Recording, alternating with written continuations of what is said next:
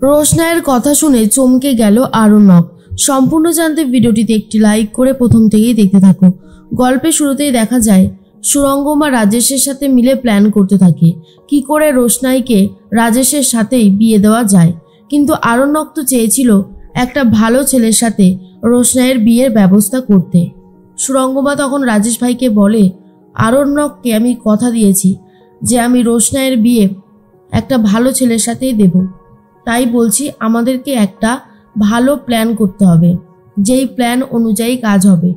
আপনি এক কাজ করুন, আপনি আপনার মতন একটা দেখতে ছেলেকে নিয়ে আসুন, তারপরে এদিক ওদিক কিছু একটা বলে বলবো শেষ মুহূর্তে সেই ছেলেটা রোশনাইকে বিয়ে করতে চাইছে না, তাহলেই তো হয়। এরপর রাজেশ ভাই বলে, আপনি যেই প্ল্যানটার কথা বলছেন সেটা আমার অনেকটাই দুর্বল প্ল্যান লাগছে। আমি নিজেও বুঝতে পারছি এই প্ল্যানটা হলে সফল হবে না। তখন সুরঙ্গমা বলে, তাহলে এখন উপায় কি আছে? মানে আমি তো আর উপায় খুঁজে পাচ্ছি না। রাজেশ ভাই বলে, উপায় তো একটা বার করতেই হবে ম্যাডাম। যেই মেয়েটা আমাকে এত নাকানি চোবানি খাওয়ালো তাকে আমি জব্দ করব না, সেটা তো হতেই পারে না। তাকে আমি জব্দ করে তবেই ছাড়ব। সুরঙ্গমা বলে, আমিও চাই আপনি রোশনাইকে জব্দ করুন। ওর জন্য আমার মেয়ে সুইসাইড পর্যন্ত করতে গিয়েছিল, ওকে ছেড়ে দেওয়ার কোনো প্রশ্নই আসছে না। আমি আপনার সাথেই আছি। তখনই রোশনাইয়ের কথাই বারবার ভাবতে থাকে রাজেশ ভাই, যে রোশনাই কীভাবে রাজেশ ভাইকে নাকানি চোবানি খাইয়েছে। প্রথমে বিয়ের মণ্ডপ থেকে পালিয়েছে, তারপর কলকাতা আসার পর থেকে রাজেশ ভাইকে গণ্ডগোলের মধ্যে ফেলে দিয়েছে রোশনাই। সুরঙ্গমা বলে, কিছু ভাবলেন আপনি? রাজেশ ভাই বলে, আমি এটাই ভাবছি যে আমি কি করে সবটা সামলাবো। তবে বিয়ে তো আমি রোশনাইকেই করব। ও আমাকে এত জ্বালিয়েছে, ওকে ছেড়ে দেওয়ার কোনো প্রশ্নই আসছে না। সুরঙ্গমা বলে, ঠিক আছে, আমি এখন তাহলে আসছি, আপনার সাথে এই ব্যাপারে পরে কথা বলবো। তখন রাজেশ ভাই বলে, আচ্ছা এই গোটা ব্যাপারটা করতে আপনার কতদিন সময় লাগবে? সুরঙ্গমা বলে, সময় এই ধরুন 7 দিন মতন তো লাগবেই। রাজেশ ভাই বলে, 7 দিন সময় লাগবে তাই তো? ঠিক আছে, আমি দেখছি কত তাড়াতাড়ি ব্যবস্থা করা যায়। সুরঙ্গমা বলে, আগে আমি রোশনাইয়ের সাথে আপনার বিয়ের ব্যবস্থা করব, তারপরেই আমি আমার মেয়ের বিয়ের ব্যবস্থা করব। আশা করি আপনি বুঝতে পেরেছেন। তখনই সুরঙ্গমার কথা শুনে রাজেশ ভাই অনেক খুশি হয়ে যায় আর ভাবে, এই তো সময় চলে এসেছে রোশনাই, রেডি হও, এবারে তো তোমাকে আমি বিয়ে করে তবেই ছাড়ব। অন্যদিকে রাজেশ ভাইয়ের সাথে কথা বলার পর সুরঙ্গমা তো বাড়িতে ফিরে যায় আর গরিমা চলে গেছে রোশনাইয়ের সাথে দেখা করতে। রোশনাই তো ঘুমাচ্ছিল। এরপর দরজা টকটক করতেই রোশনাই দরজাটা খুলে দেয় আর বলে, কি ব্যাপার আপনারা? তনুশ্রী বলে, কেন তোমার সাথে দেখা করতে আসতে পারি না যেন? রোশনাই তখন বলে, এই সব কিছুই তো আপনাদের দেওয়া, আপনারা যখন ইচ্ছে এই ঘরে আসতেই পারেন। গরিমা তখন বলে, তোমার সাথে আমার কিছু কথা আছে, যেগুলো না বললেই নয়। দেখো রোশনাই, আমি কিন্তু কোনো মিথ্যে বরদাস্ত করব না। এর মধ্যেই রোশনাই বলে, আচ্ছা গরিমা দিদি, আমি হয়তো তোমার কাছ থেকে সত্যিটা লুকিয়েছি, কিন্তু আমি কি কখনো কোনো মিথ্যে কথা বলেছি? এই কথাটা কি তুমি আমায় বলতে পারবে? গরিমা তখন বলে, এ সমস্ত কথা বাদ দাও, তুমি আমাকে একটা কথা বলো, তুমি তো বিয়ে করেছিলে বলে আগের দিন, তার পরের দিন রাতটা তোমরা কোথায় কাটিয়েছিলে? তুমি আর আরণ্যক কি একসাথে রাত কাটিয়েছ? আর এটা শোনার পরেই তনুশ্রী বলে, এসব তুমি কি বলছো গরিমা?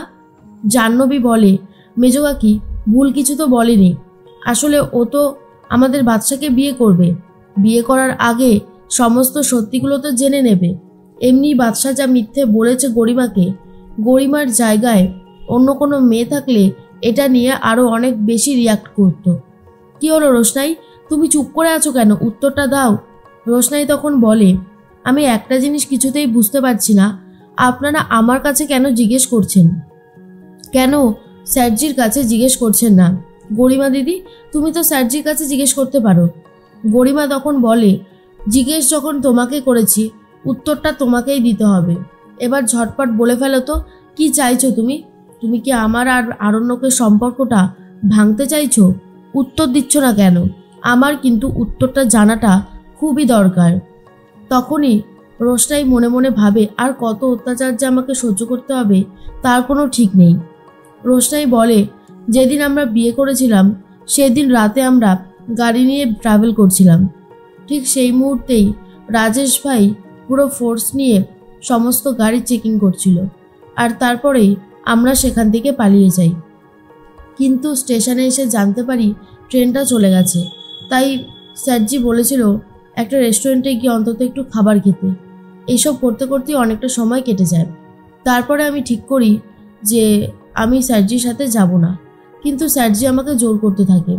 কিছুক্ষণ পরে আমি একটা এসপি অফিসে যাই, সেখানে একটা হোমের ব্যবস্থা করার কথা বলছিলাম, কিন্তু স্যারজি এসে বলে আমাকে নিয়ে নাকি কলকাতাতে আসবে, সেই জন্য আমাকে গাড়িতে নিয়ে আসে।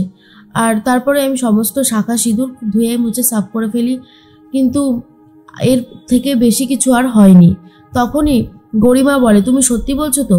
রোশনাই বলে, আমি কোনো মিথ্যে বলছি না। এরপরেও যদি মনে হয় আমি কোনো মিথ্যে বলছি, তাহলে বাকি সত্যিটা না হয় স্যারজির কাছ থেকেই জেনে নেবেন।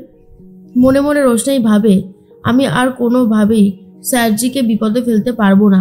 আমার জন্য মানুষটা সবার সাথে লড়াই করছে।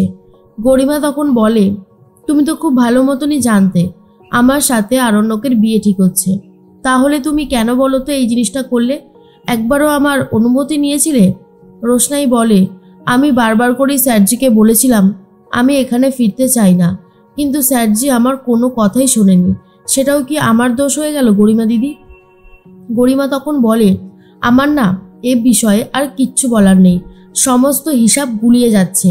তখন তনুশ্রী বলে, মাথা ঠান্ডা করো, এত রাগারাগি করবার কিছু হয়নি। আর শোনো রোশনাই, যাও গিয়ে বাড়ির কাজগুলো সামলাও, তোমাকে এখানে শুয়ে থাকতে হবে না। রোশনাই আবারও উঠে পড়ে সমস্ত কাজ সামলাতে শুরু করে। প্রথমে ঝাড় দিতে শুরু করে, যেটা দেখার পর আরণ্যক বলে, কি ব্যাপার বলো তো, তুমি সবসময় ঝাড় দিতে থাকো কেন? দেখো রোশনাই, তোমার কিন্তু একটা সম্মান আছে। কালকে তোমার সমস্ত ব্যানারগুলো বাইরে বেরিয়ে যাবে, সব মানুষ এবারে তোমাকে চিনবে। কালকে একটা পার্টিও রয়েছে, তুমি যদি এই সমস্ত কাজবাজ করো তাহলে তোমার ইমেজটা অনেক বেশি ডাউন হয়ে যাবে।